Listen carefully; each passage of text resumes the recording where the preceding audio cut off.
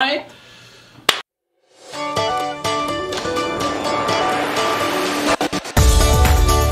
OK. 1, 3.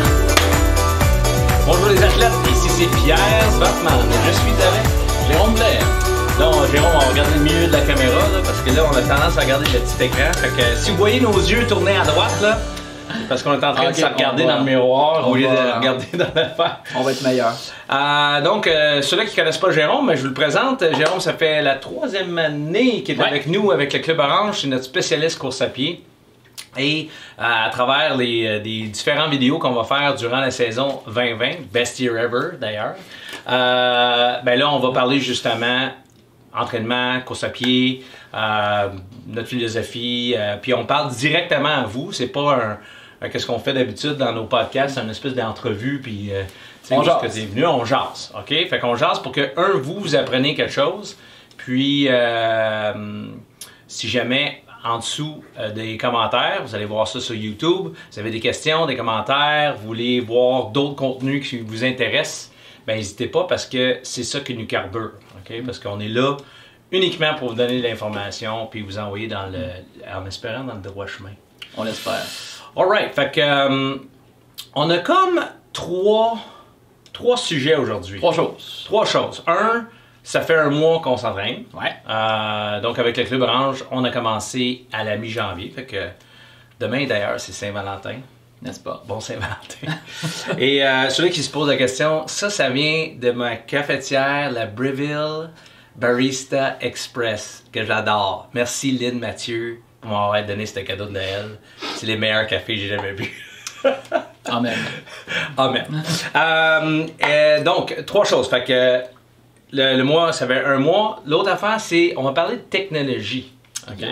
Parce que là, récemment, nous, on a commencé à loader des entraînements de course à pied avec le Workout Builder dans Training Peaks dans les montres des gens. Et il y a des pros and cons. Tu sais, dans le fond, les avantages qu'on voit, puis certains désavantages. Puis aussi, on va parler de... La suite? Ouais, la suite. Qu'est-ce qui s'en vient? Ouais. Qu'est-ce qui s'en vient? Fait que, on rentre dans la note tout de suite. Ça fait 1 mois. Ouais. Comment tu trouves ça, Jérôme, à date le 1er mois? Impressionnant. Vraiment. C'est jamais... Je vais parler pour l'aspect course. C'est jamais super facile parce que, on s'entraîne dans le noir. On a de la misère à se reconnaître. Ouais. Des vétérans, des recrues, on n'est pas habitué. On est en circuit urbain, fait qu'on n'est pas sur une piste, fait que tout le monde, on voit le monde 5-10 minutes, puis ça part de son bord, puis on espère que ça revienne et puis que ça se passe bien. Mais On a-tu perdu du monde là? En tout cas, si on en a perdu, on les a pas retrouvés encore parce que personne ne s'est plaint, mais c'est... Mais tu sais, qu'est-ce qui est drôle, c'est qu'on les voit quand même. Tu sais, quand les gens loadent leur affaire sur Strava, on voit comme une map, là. Ouais. Puis on voit qu'ils n'ont pas tout à fait étudié le parcours demandé. Il y a, la ville de Saint-Lambert, on s'excuse d'inonder toutes les rues. Mais non, mais on a essayé de donner un peu plus de leadership avec des vétérans qui ont pris en charge, et même des recrues qui ont quand même pris en charge des groupes pour essayer de... je dirais de diriger le mieux possible. T'sais, avant, on faisait la job à 2-3 personnes pour 7-8 groupes, là, mais les entraînements à 150, ça marchait pas. Fait que là, en tout cas, après 1 mois, je pense que tout le monde est vraiment satisfait. Et puis ça fait ultimement que tout est vraiment ça à coche. Il n'y a pas d'improvisation, il y a une structure, ça va bien. Fait que, On a fait de quoi de différent cette année avec les encadreurs. On a toujours eu des encadreurs. Mais là, il y a comme... c'est plus officiel. Il y a des groupes CT, les gens qui ont levé leurs mains, ben moi, je vais être encadreur, sont très assidus. Puis on a créé pour eux, les entraîneurs qui nous regardent, on a comme créé un groupe dans Messenger avec uniquement nos encadreurs, puis à travers ce petit groupe-là, ils disent, ben moi, je vais être là ce soir, moi, je suis prêt, je prends tel groupe... C'est quand même très dynamique. Alors, je suis vraiment content parce qu'en début de saison, c'est ça. Tu arrives, puis pour beaucoup de monde, il y en a qui vont joindre, puis pour beaucoup de gens, leur plan d'entraînement de triathlon, c'est bâti des années à l'avance en fonction de l'objectif. Il y en a d'autres, c'est bien correct, c'est résolution cette année, j'essaye ça, puis c'est correct, mais ça fait. Là, ça fait en sorte que, quand ça peut parfois être intimidant quand tu arrives dans les premiers entraînements, mais là au moins on essaie de pas être une gang de 150, mais plusieurs petites gangs de 7-8 personnes pour que ce soit un peu plus chaleureux. En tout cas, on espère que ça porte fruit pour ça. Qu'est-ce que tu recommandes pour les nouveaux? Là? Ils ont justement vécu leur premier mois. Ouais. On n'a pas eu le temps de beaucoup de... On n'a pas le temps dans ces soirées-là de prendre une jasette avec eux, d'avoir une conversation. Qu'est-ce que tu recommandes là, pour que la suite... Là, après un mois, souvent, c'est un peu... Peut-être la fin de la lune de miel, je dirais. Tu sais, début de l'année, tout le monde est super motivé, les entraînements commencent, tu t'inscris, go, j'ai hâte que ça commence, ça y va. Peu importe la température. Peu importe la température, puis tu sais, ça devient que c'est comme une priorité dans ton horaire. Là, plus on avance, plus ça devient facile des fois d'avoir d'autres obligations. On dit, là, ça fait 4 semaines que je m'entraîne, je manque une coupe d'affaires, je vais peut-être en manquer un ou deux, puis on se permet un petit peu plus de latitude. Bon, la météo, c'est un autre facteur aussi. À date, on est rendu des pros pour courir dans la neige et dans les tempêtes. Mais ça fait en sorte que plus on avance après un mois, souvent, la petite excitation de la nouveauté peut être passée un peu. La fatigue augmente, puis ça fait en sorte que tout commence à devenir plus... il y a du monde qui vont avoir une courbe de progression vers le haut, il y en a d'autres qui vont partir plein d'énergie, puis là, ils vont sentir que leur altitude de croisière est peut-être un peu plus basse qu'ils pensaient. Fait que pour les gens, je dirais que c'est leur premier cycle d'entraînement organisé. Moi, je dirais, ce qui est bien important, c'est regardez pas ce que les autres font.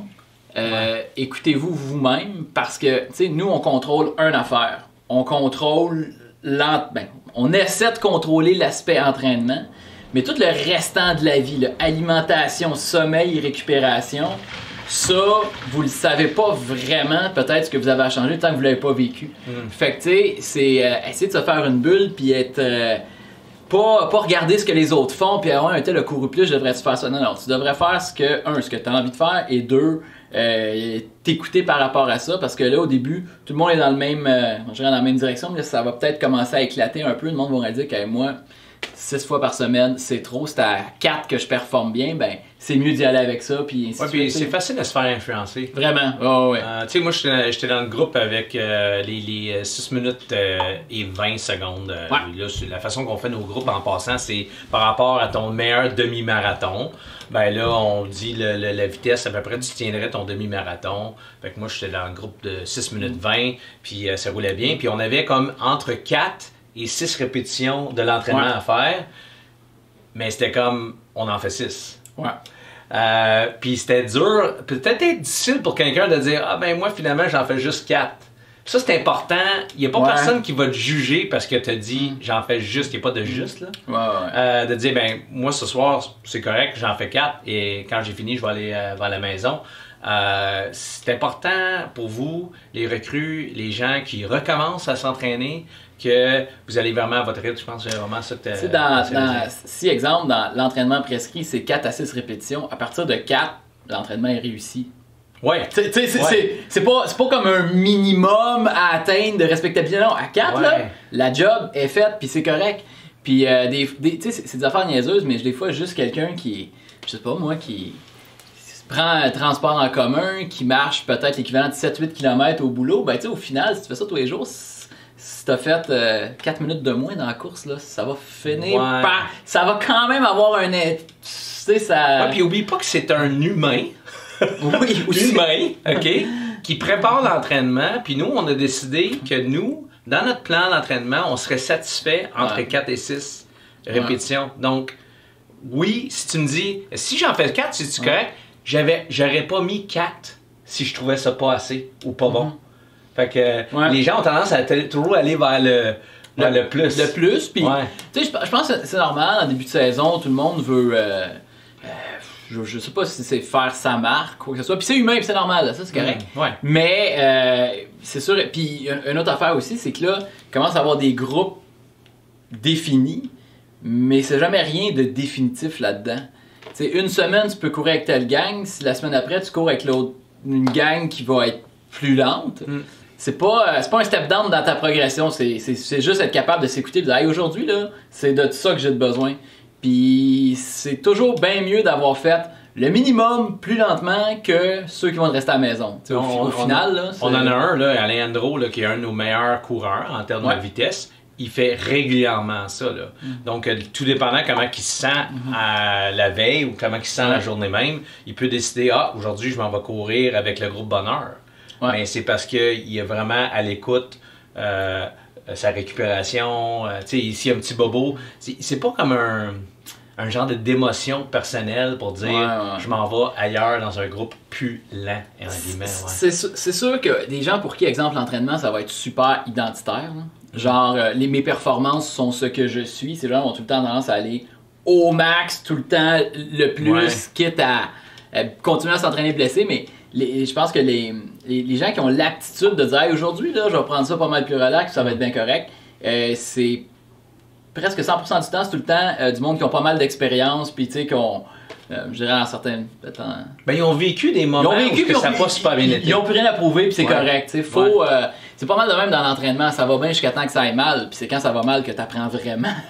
Si vous n'êtes pas sûr, demandez un vétéran. Si vous êtes, peut-être le coach n'est pas disponible, ça se peut, mais si vous n'êtes pas certain de ce que vous êtes en train de ressentir ou penser, demandez un vétéran. Souvent, le vétéran va avoir vécu des mauvaises expériences d'avoir trop poussé ou choses comme ça.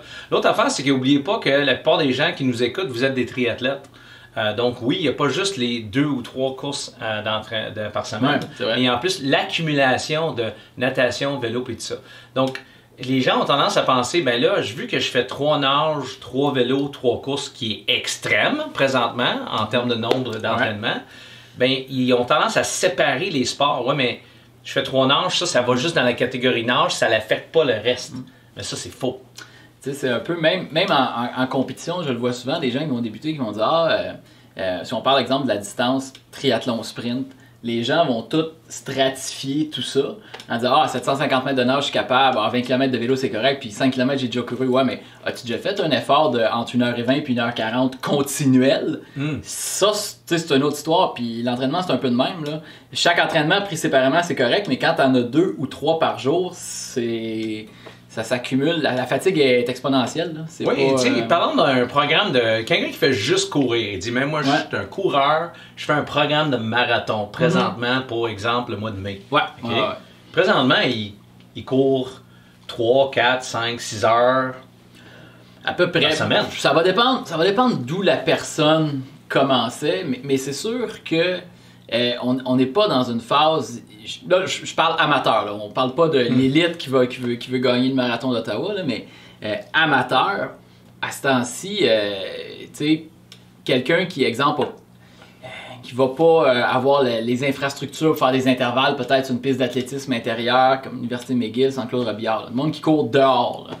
Tu sais, la réalité, c'est que courir dans la neige, faut que tu y ailles chill. Là. Tu peux pas rien faire de plus avec ça, puis c'est correct parce que c'est encore trop tôt. Il y a un temps pour tout, puis présentement, ben, nos entraînements sont dehors.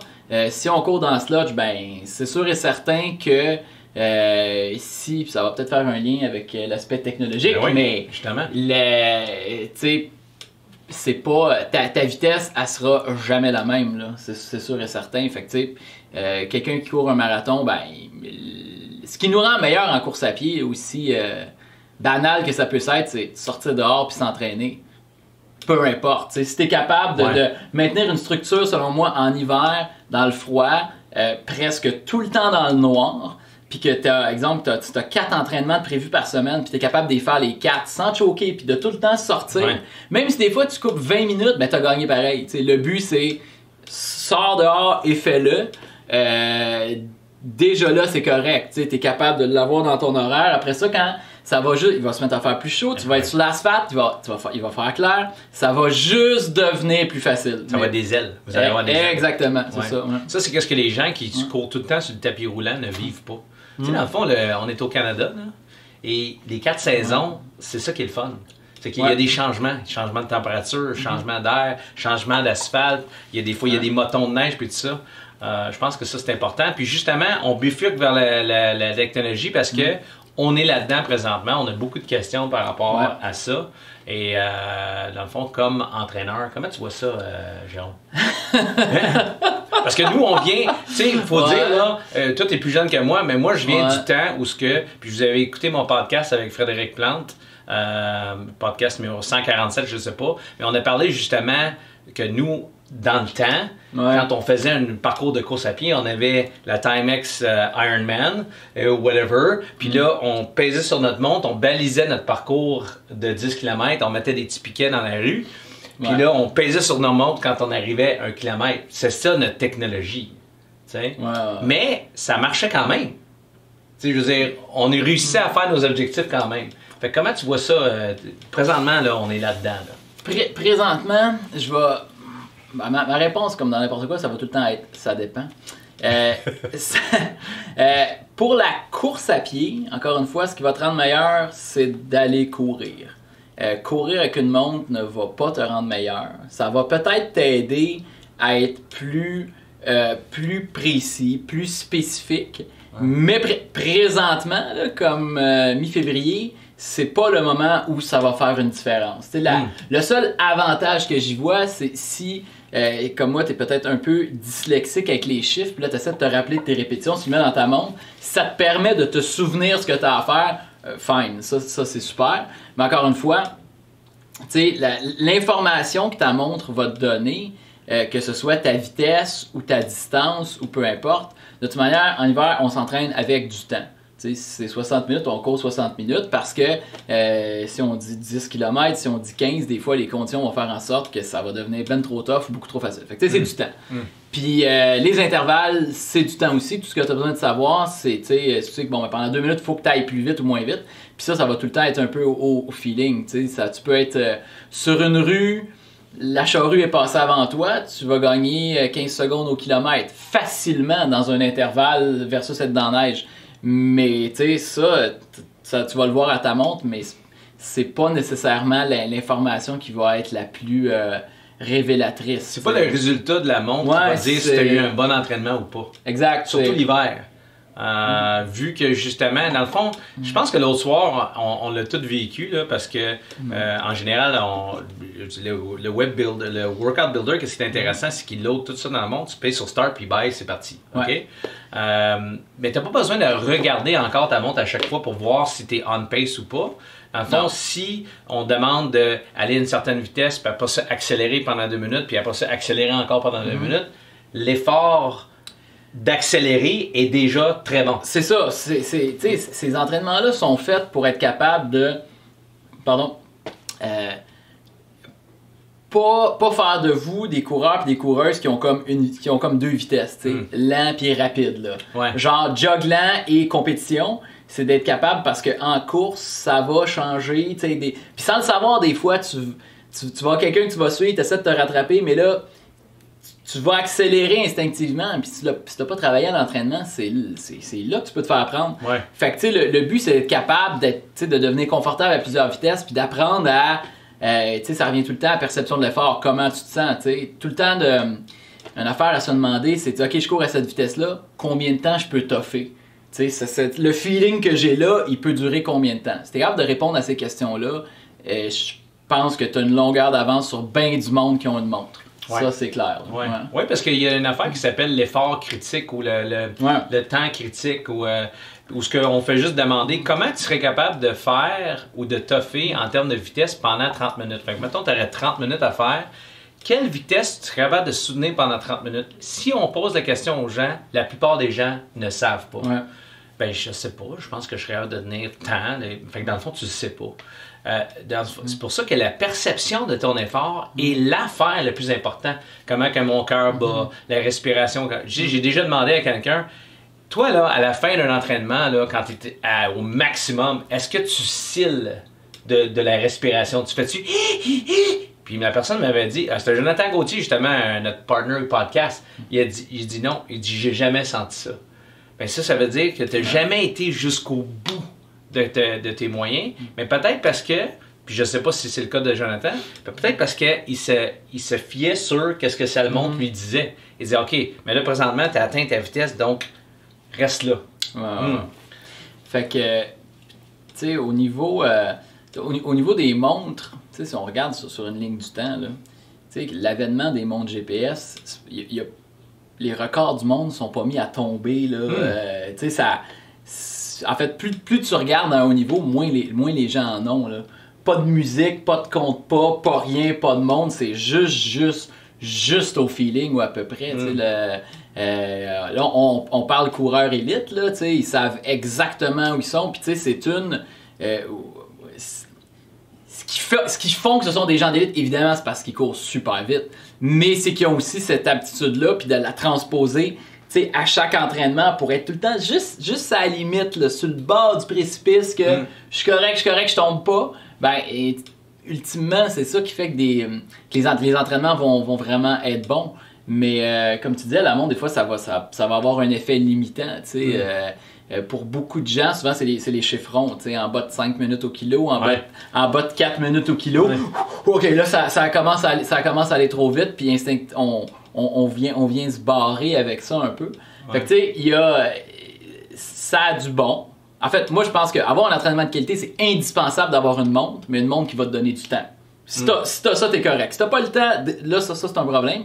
Mais si t'es que ta montre te donne ta cadence, ta fréquence, en tout cas, il y a un paquet d'affaires qu'il faut... Les chiffres sont intéressants, mais encore faut-il pouvoir les analyser après puis les interpréter. Ça c'est une autre chose. Oui, puis tu sais, moi, qu'est-ce que j'aime, c'est la première fois que je vais sur Strava puis que je monte mes affaires. Je trouve que l'affaire positive, c'est que tu vois quand même une certaine évolution. Tu sais, tu vois que, OK, je suis en train de progresser, c'est intéressant. Je pense que tu es capable de dire, hey, la course que j'ai faite il y a 3 semaines, j'ai fait le même parcours, j'ai fait tant de temps, puis là, j'ai fait encore le même parcours, j'avais la même perception d'effort, j'ai fait un meilleur temps. Ah, c'est cool, c'est intéressant. L'autre affaire que moi j'aime, c'est que, puis je suis capable de l'analyser, c'est les pas de course. Beaucoup de monde donne ton rythme. Puis de ce temps-ci, en natation, en vélo et en course à pied, on parle beaucoup de rythme. Tu sais, 150 pas minutes, 160 pas minutes, puis tout ça. Moi, j'avais pas réalisé que j'avais des pas assez lents. Je pensais que j'étais une personne de 175 pas minutes. J'ai réalisé que j'étais à 145 pas minutes. Non, je te confirme. Puis en natation, moi, je pensais que j'étais une personne facilement à 70 coups de bras minutes. L'autre jour, j'ai fait un test, j'étais allé vraiment relax, je suivais mon beat, puis j'étais à 42, 44. Donc, moi, j'avais une perception de moi-même qui était finalement fausse. Je trouvais ça intéressant. Je me disais, OK, d'abord, c'est quelque chose que je peux travailler dessus. Mais je suis un entraîneur. Pour vous, qu'est-ce que ça veut dire? C'est ça la différence. Vous avez toutes ces données-là, mais qu'est-ce que ça veut dire réellement? Et c'est quoi les données qui sont présentement les plus importantes? Je pense que de manière générale, là, athlète, je vais dire, amateur. Mais amateur qui prend ça, ben, comme n'importe qui du club, tu sais, que c'est pas son gagne-pain, c'est pas sa vie, mais c'est sérieux. Tu sais, dans son plan d'entraînement, c'est sérieux. Tout ce qui est technologique, je trouve ça bon dans une macro-planif. C'est-à-dire, tu sais, pour une seule séance, c'est pas si pertinent que ça, mais c'est quand tu regardes le big picture un peu. L'ensemble. Puis l'ensemble, tu commences à dire, hey, regarde, ma moyenne, tu sais, ta moyenne après, on va parler de course, là, ta moyenne minute au kilomètre après un entraînement, elle dit pas grand-chose après une fois. Il y a tellement de facteurs qui peuvent faire que ça va changer. Mais si au bout de 6 mois, tu réalises que, hey, non, ma moyenne, tu sais, vraiment, j'ai pris 10, ben ça c'est une tendance qui montre que, OK, tu es capable de dire que tu t'es amélioré, puis c'est bon. Même chose, le nombre de, peut-être la durée de course, la distance que tu vas avoir faite. Mais tu sais, ça prend vraiment le portrait d'ensemble pour pouvoir l'évaluer. Fait que c'est important. Tu sais, collecter des données, c'est super bon. Faut juste pas... tu sais, l'erreur, je pense, c'est mettons, tu passes 45 minutes à t'entraîner, puis tu en passes 25 à analyser ton entraînement. Ça, selon moi, c'est une perte de temps. Prends ça, accumule. On disait, bon, ça fait 1 mois. Ben là, c'est peut-être intéressant. OK, tu sais, hey, regarde, qu'est-ce que j'ai fait, puis qu'est-ce que je suis capable de faire, comment je me sens. Tu vas avoir des trucs intéressants avec ça. Au niveau de la course, en tout cas, je sais que le seul... Je pense que la discipline, peut-être la technologie a vraiment changé la game, puis même chez les pros, peut-être plus au niveau du vélo. Ouais. Tu sais, l'entraînement au niveau de la puissance, ça, tous les pros vont l'avoir tout le temps, la puissance développée, puis ça serait, Christian pourrait en parler plus, là, mais ça... Peut-être là que ça a vraiment été un game changer au niveau de la course à pied. Les athlètes en athlétisme que je coach, c'est... 34 secondes aux 200 mètres, ils le font à peu près au feeling, ou c'est avec une montre ou une horloge de piscine. Puis c'est ça le but du jeu, c'est d'essayer de devenir le plus précis possible sans regarder. Oui, la preuve, c'est que quand je faisais mon espèce de parcours balisé au kilomètre, ben, j'étais capable de deviner pendant que j'étais en train de courir quel temps j'allais faire quasiment aux secondes près pour le prochain kilomètre. Fait que, ben, vu qu'on n'avait pas la technologie qui nous disait à quelle vitesse qu'on courait, il fallait qu'on se fie sur comment on se sentait. La foulée, la respiration. Ah, ça c'est un 4,04. Hop, t'arrives, hop, 4,04. Ah, ça c'est un peu vite, ça a l'air d'un 3. Fait que ça, c'est vraiment intéressant. Puis je pense que c'est là le moment où ce qu'on peut passer à... Puis justement, si vous avez des questions sur la technologie, aussi les bienfaits, si vous avez plein de données sur votre montre, posez-nous la question, ça là, ça veut dire quoi? Puis je pense qu'on est vraiment bien placé pour vous le dire. On va parler un peu de ce qui s'en vient, OK? Rapidement, puis nous, on commence avec les déterminants. Okay? Les facteurs déterminants pour l'entraînement.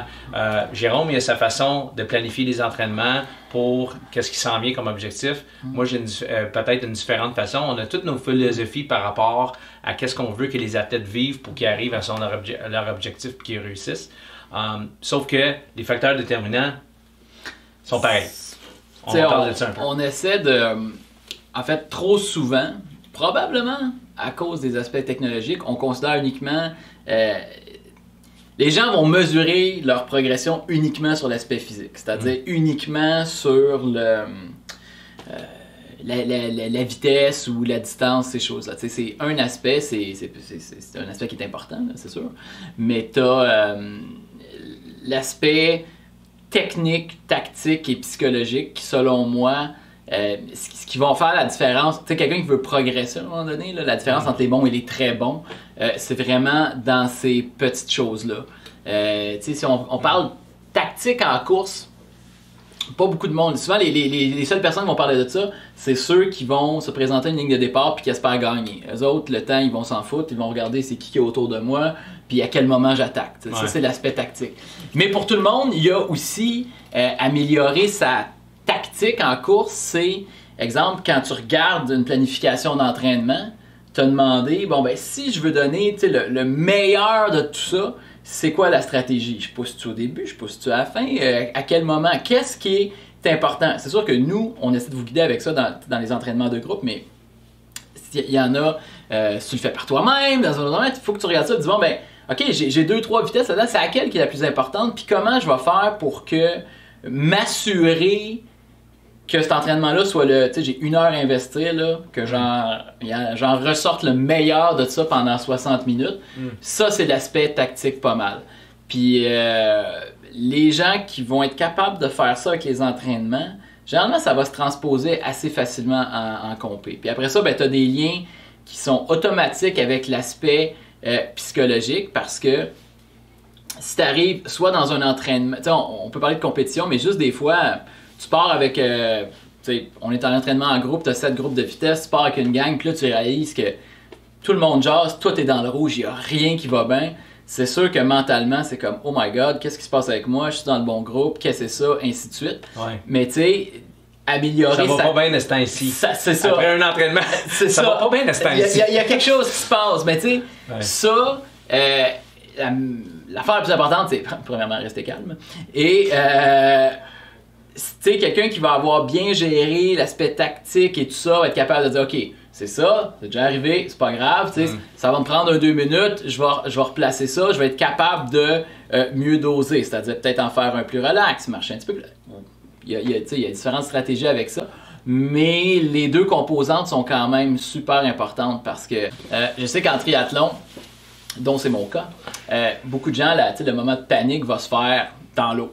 Tu sais, que tu as peut-être là que l'environnement extérieur est le plus hostile, mais pour bien d'autres affaires, des fois tu t'entraînes pendant longtemps pour un objectif, puis juste avoir le doute un peu parce que il me semble que ça brûle un peu puis ça devrait pas, je suis parti un peu trop vite, tout ça, ça peut te suivre pendant une demi-heure à finalement dire ça sera pas aujourd'hui que ça va se passer, puis finalement je serai pas capable. T'sais, tout ça, ça peut vraiment être une spirale en ligne, puis c'est là que dans les entraînements, il y a beaucoup de durant je vais dire, la saison hivernale, il y a des entraînements qui seraient faciles, on va dire, sur les entraînements qui sont pas en groupe, ce serait facile à dire, ah, je le ferai pas, ça donne rien, j'ai une demi-heure de jog, regarde la météo dehors, c'est une tempête, ça me tente pas, mais c'est comme au contraire, c'est là que tu vas forger, tu vas te forger une genre de carapace que peu importe dans d'autres situations, tu vas te dire, peu importe là j'ai fait pire, puis c'est des bons entraînements parce que tu renforces un paquet d'affaires, sans risquer d'affecter ta vitesse. C'est pas l'entraînement que tu vas gagner de la vitesse, fait que tu vas pas rien scraper en courant plus lentement. C'est juste y aller, puis tu sais, c'est du bagage derrière la cravate. Puis ça, c'est important pour l'aspect mental après ça, là, de se bâtir. Il y a une des affaires qui fait peur aux gens justement durant l'hiver, c'est de dire OK, là, mais par contre, si je vais courir sur la neige, je pourrais me blesser. Okay? Ouais. Mais ça, c'est un cercle vicieux. Parce que le moins qu'on court dans des conditions différentes comme ça, le plus qu'on a des chances de se blesser la première fois qu'on rencontre cette situation-là. Ouais. Donc, le réflexe, c'est de dire, ben, je vais aller courir sur le tapis roulant. Ben, c'est bien parce qu'au moins, tu es allé t'entraîner. Fait que c'est quand même c'est beaucoup mieux que juste dire, ben, je vais pas puis ça me tente pas. OK.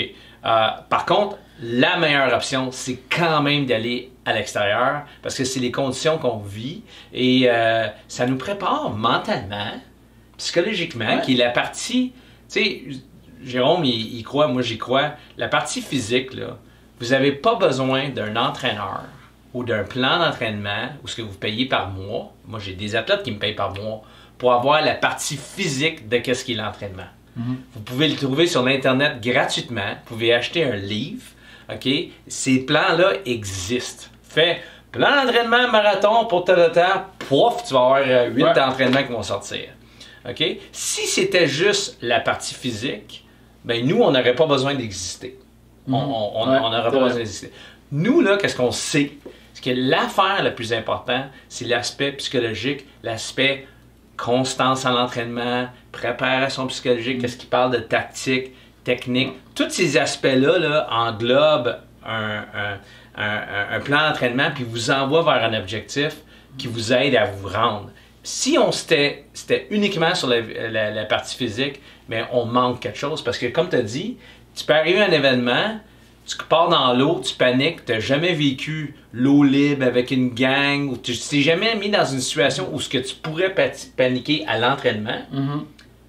Donc, tu sais pas quoi faire et toute la progression de 9 mois que vous avez faite en plan d'entraînement, partie en dedans de 15 minutes. Tout à fait. Puis tu sais, tu parlais de se blesser dans la neige, quoi que ce soit.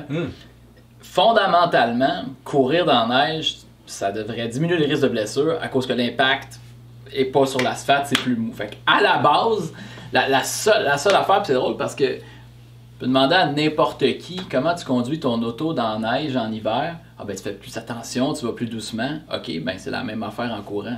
Faut pas essayer de garder. Faut pas essayer de garder sa vitesse. C'est sûr, tu vas plus lentement, tu fais plus attention, c'est la même affaire, mais c'est plus. C'est plus mou, c'était sujet, périostite, douleur, cheville, genou, peu importe, ben, courir dans la neige, là, c'est mieux qu'un tapis roulant même, là, vraiment.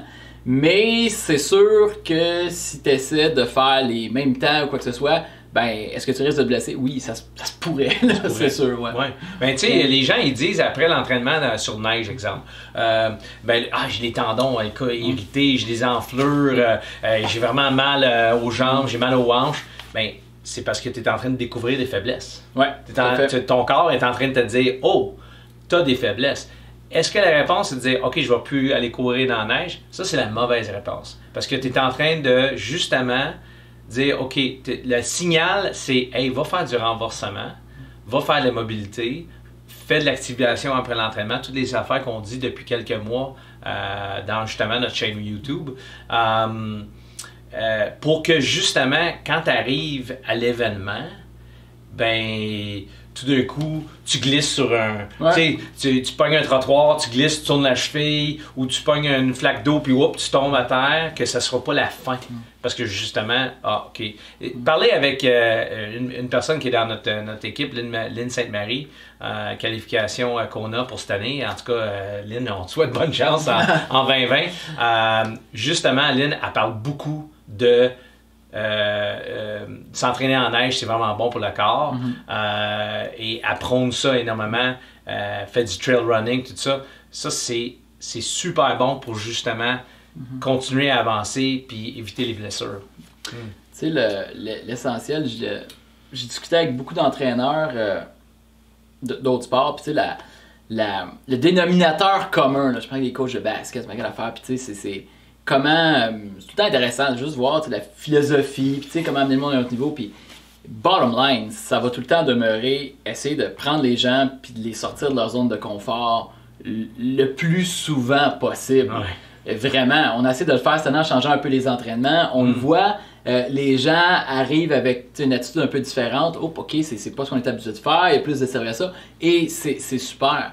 Et puis c'est pour ça que, qu'on parle de la neige, qu'on parle de la pluie, Christian pourrait en parler autant en vélo, avec le vent, avec n'importe quoi, c'est le plus souvent tu vas faire des entraînements dans des conditions différentes, le meilleur ça va être. C'est tout le temps...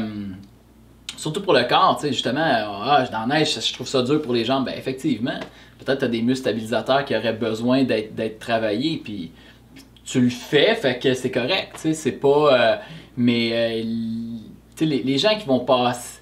Je pense que les gens qui vont vraiment être capables de persévérer et perdurer dans ces sports-là, c'est vraiment ceux qui vont être le plus complet un peu, tu sais. Si on s'entraîne juste quand il fait beau, ben c'est sûr qu'il va y avoir des petits lapis. Puis je dis pas que...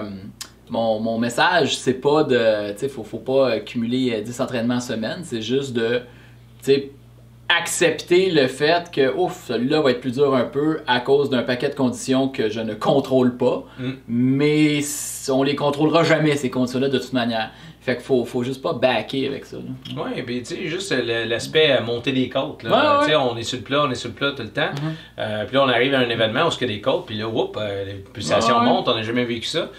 Bientôt, dans le futur, en tout cas, qu'est-ce qui s'en vient dans les prochaines semaines, il y a un endroit où on court le jeudi soir, puis il y a un viaduc. Ouais. Bon, ben, on va commencer à prendre le viaduc. Si vous avez la chance dans votre coin de faire des côtes, des montagnes, courir en trail l'hiver, ben faites-le. C'est vraiment recommandé parce que un de nos affaires qu'on veut développer dans un plan d'entraînement, c'est qu'on veut justement, sortir de la zone de confort. On veut que vous renforcez physiquement et que vous ne courez pas justement tout le temps dans les mêmes conditions. Ouais, même chose pour le vélo. Tu sais, le vélo, si tu dis « je vais faire toujours du plat en vélo », mais quand vous allez arriver dans une côte, ben vous êtes d'accord avec moi que ce sera peut-être pas facile parce que vous êtes toujours en entraînement sur le plat.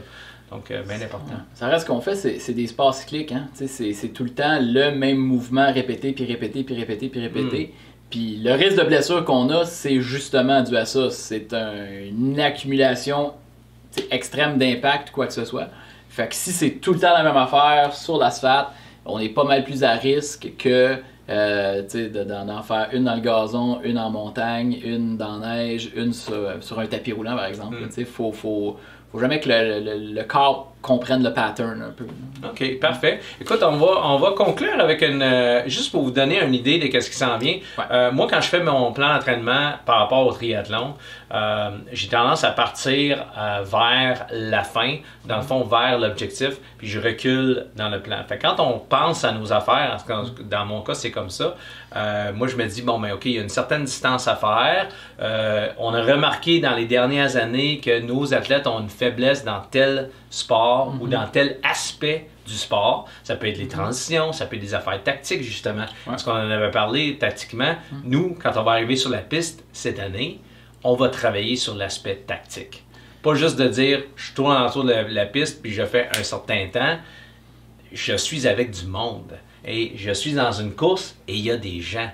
Oui, on court contre nous-mêmes, mais la concurrence, elle est là. OK? Elle existe. Il y a quelqu'un qui nous dépasse. Puis là, on est sur le vélo, on a 60 km à faire encore et on se fait dépasser par quelqu'un qui roule 5 km/h plus vite. C'est quoi la réaction qu'on devrait avoir? Puis moi, ce que j'ai hâte sur la piste, c'est de pas essayer de désenclaver un peu le monde. Là, il y a des groupes qui se forment, mais justement sortir de là. Quelqu'un qui va être dans le groupe, exemple numéro 5, va aller courir avec peut-être le groupe numéro 1. La seule différence, c'est que le groupe 1 va faire 400 mètres, mais moi, j'aimerais ça que tu fasses 100 mètres à la vitesse des autres. Être capable de se mesurer un peu parce que si on reste trop souvent avec le même monde, si les autres, pour une raison ou une autre, atteignent un plateau, ben tu vas être sur le plateau aussi. Si tu n'acceptes pas de se challenger, tu vas pas. Ça va arrêter de pousser un peu. Mais ça, c'est intéressant parce que quand on court alentour de la piste, puis tout le monde le vit, hein, vous êtes tous des gens qui ont vécu ça dans d'autres clubs, vous êtes 8 dans le groupe, il y a comme une hiérarchie qui se crée. Ouais. Tu sais, elle, c'est la meilleure de notre groupe, donc absolument, je suis comme en arrière d'elle. Puis là, comme tu parlais de plafonnement, si la personne en avant, qui est absolument premier, commence à ralentir un peu ou qui est plafonné, puis si toi tu acceptes uniquement que tu devrais être deuxième, puis c'est impossible d'être en avant, ou tu t'essayes pas de temps en temps de dire hey, je vais voir qu'est-ce que je suis capable de faire, ben il y a personne qui progresse finalement. Ça, c'est l'aspect tactique. Puis sur la piste, ce qui est bien, c'est que on est tout le monde au même endroit parce que vous allez progresser. Puis si vous attendez, on va dire changer de groupe, exemple, hey, je pense que je pourrais peut-être être capable d'aller plus vite. Si tu attends d'être capable de passer à travers un entraînement au complet dans un groupe plus rapide, ça arrivera jamais. Vous allez attendre tout le temps. Tu sais, passer tout l'entraînement, ça se fera pas. Par contre, tu commences, hey, je vais faire un tiers de l'entraînement plus vite. Après ça, je vais être brûlé, je vais retourner avec le groupe avec l'échelle. Puis ça, c'est correct. Semaine d'après, essaie de faire une répétition de plus, puis ainsi de suite. Puis éventuellement, tu vas avoir un build-up. Mais tu sais, faut pas regarder, OK, cet entraînement-là, avec cette gang-là, ça marchera pas. Non, ça va tout le temps marcher pour un certain temps. Puis c'est d'essayer de se challenger à le faire. Mais ça, c'est intéressant parce qu'à l'entour d'une piste, on se fait dépasser constamment. Tout le temps. Soit qu'on est en train de ralentir parce qu'on est dans un repos, ou soit on est dans un groupe qui roule à une certaine vitesse puis quelqu'un qui le dépasse.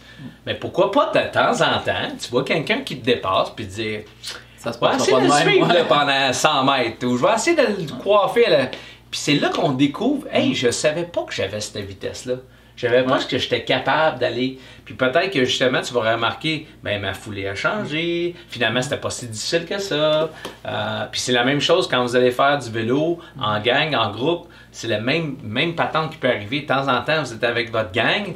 Puis là, ça fait comme vous êtes parti pour 60 km, 80 km. Puis là, ça va bien, tout le monde jase. Puis là, tu décides, moi, je le dis pas à personne, je pars. OK? Mais ça, c'est un aspect tactique parce qu'il va y avoir plusieurs choses qui vont arriver dans cet entraînement de vélo-là.